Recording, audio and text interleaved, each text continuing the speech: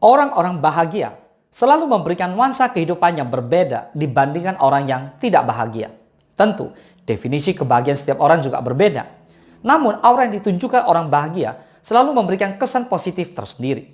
Orang bahagia mudah sekali mengapresiasi hal-hal kecil yang terjadi dalam kehidupannya, yang mensyukuri hal-hal yang sederhana, dan seringkali diabaikan orang-orang, seperti kehangatan sinar matahari pagi, secangkir kopi susu lembut untuk memulai hari, dan bahkan sapaan singkat seorang tetangga yang kebetulan lewat depan rumah.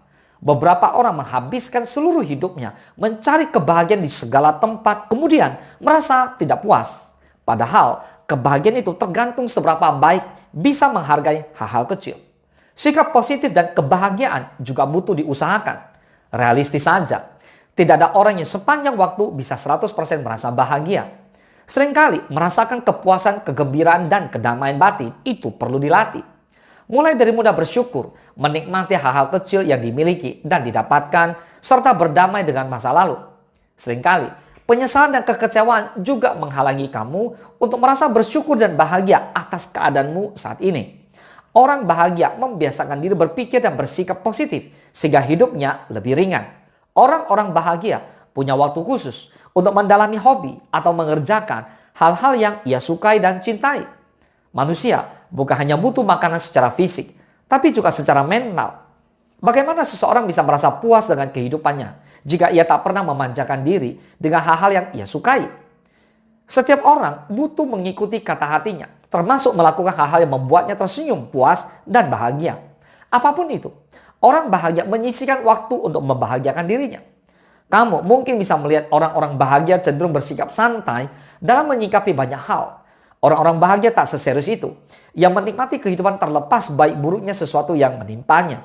Memang tidak semua hal menyenangkan. Bukan berarti ia memaksakan merasa baik-baik saja. Padahal tidak. Itu toxic positivity namanya. Orang yang benar-benar bahagia akan menerima emosi negatif di hatinya, tapi kemudian bangkit dan menyelesaikan masalah.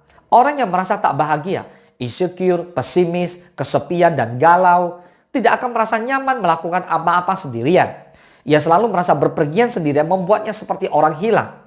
Orang bahagia merasa nyaman dan puas dengan dirinya sendiri, sehingga berpergian kemanapun sendiri tidak membuatnya kesepian. Justru ia bisa menikmati setiap momen me time tanpa gangguan orang lain.